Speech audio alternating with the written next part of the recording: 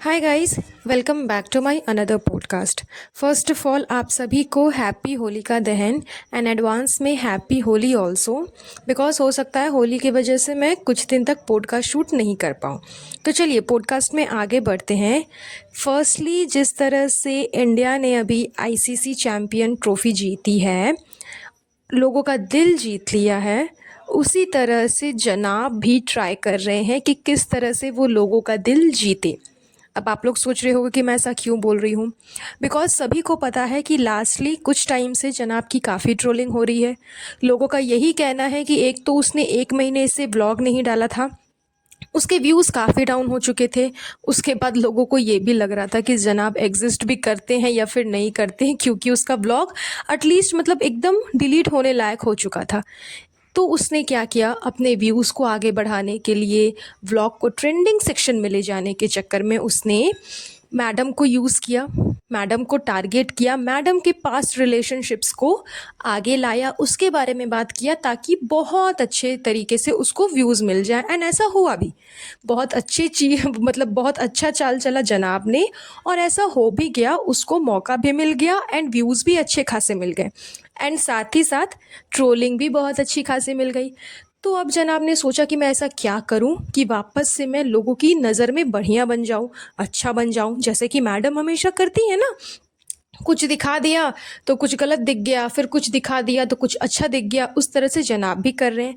That's why उसने फिर से टारगेट किया मैडम को ही, इस बार भी मैडम को ही टारगेट किया।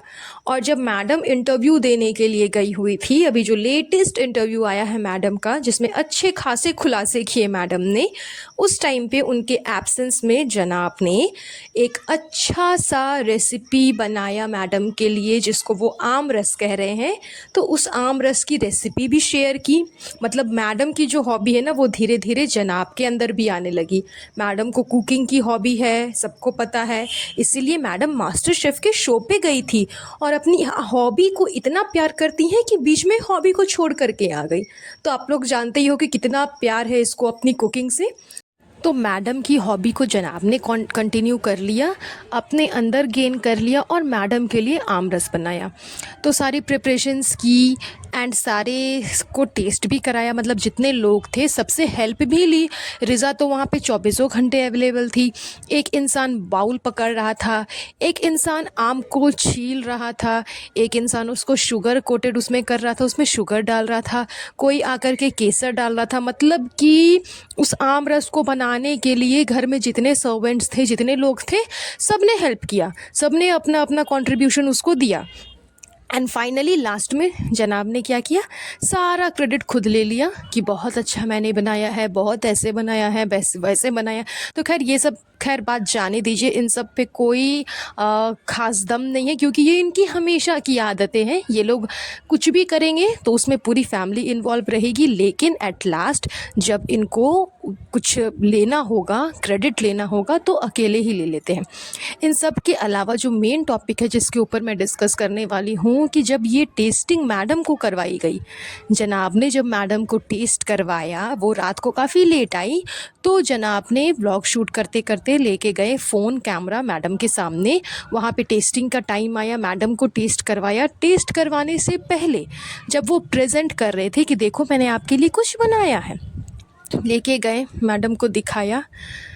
मतलब यार मैडम तो ऐसे कर रही हैं जैसे आज से पहले जनाब ने उसके लिए कुछ बनाया ही नहीं, आज से पहले जनाब उसको कभी किसी चीज़ के लिए सपोर्ट करते ही नहीं। अजीब बिहेवियर, मतलब जनाब को हग कर रही है, जनाब को किस कर रही है, उनके हाथों पे किस कर रही है, इतना अप्रिशिएट कर रही है उसको, इतना थैंकफुल हो रही है, मतलब कि अप टू द लेवल। आप सोच भी नहीं सकते कि ऐसा कुछ मैडम कर भी सकती है, उसको किस करना है। वैसे तो ये लोग बोलते हैं कि हमारा फैमिली व्लॉग है, फैमिली व्लॉग है, ठीक है, आपके हस्बैंड ने आपके लिए कुछ बनाया, आपको बड़ा प्यार आ रहा था, कॉम्प्लीमेंट दे दो ना, बोल दो ना कि थैंक यू वेरी मच, बहुत अच्छा किया। किस ही करना था तो प्राइवेट स्पेस पे जाके करते, बेडरूम में जा कर के कर लेते, या वो सब भी आप शेयर करोगे सबके साथ? आप तो अपनी पर्सनल लाइफ बेच ही रहे हो यूट्यूब के थ्रू, तो अब क्या ये सब भी बेचोगे? जैसे कि चबूतरा ने किया था, अपने किसिंग सीन्स वो दिखाती थी, प्राइवेट मोमेंट्स दिखाती थी किस तरह से कि देखो किस तरह से हम आपस में प्यार से रहते हैं। तो अब क्या ये सब मैडम को भी करना पड़ रहा है? मतलब इस तरह से जनाब को हग कर रही है, इस तरह से जनाब को किस कर रही है, एंड एक बार नहीं, पहले हग किया काफ़ी देर तक, देन फिर किस किया, उसके बाद फिर जा कर के उनके हैंड को किस किया। इतना मतलब ज़्यादा ओवर एक्टिंग करने की क्या ज़रूरत है? एंड जनाब बोल भी रहे हैं कि मैं ये सब इसलिए कर रहा हूँ ताकि थोड़ा सा सवाब मिल जाए, क्योंकि रमज़ान के टाइम पे लेडीज़ की हेल्प करनी चाहिए अगर आप घर पे फ्री हो तो। यस जनाब, आप बिल्कुल सही बोल रहे हो। तो आप ये चीज़ गलत बोल रहे हो कि घर पे फ्री हो तो। ये बोलो कि घर पे अगर निकम्मा नल्ला बैठा हुआ हूँ तो घर की लेडीज़ की हेल्प कर देता हूँ ताकि कुछ तो काम करूँ, कुछ तो अपने शरीर को हिलाऊं, कुछ तो अपने बॉडी को हिलाऊं, कुछ तो मूवमेंट करूं ताकि मेरा बॉडी जो है वो स्टेबल रहे, फिट रहे। ये नहीं कि बैठ करके एकदम लोंधू पोंधू बन जाऊं, एकदम मोटा सोटा। तो इस वजह से अगर आप कर रहे हो, सवाब पाने के लिए कर रहे हो, तो सवाब पाने के लिए बहुत सारी चीज़ें की जाती है। सब चीज़ करो ना जो ज्ञान पेलते हो।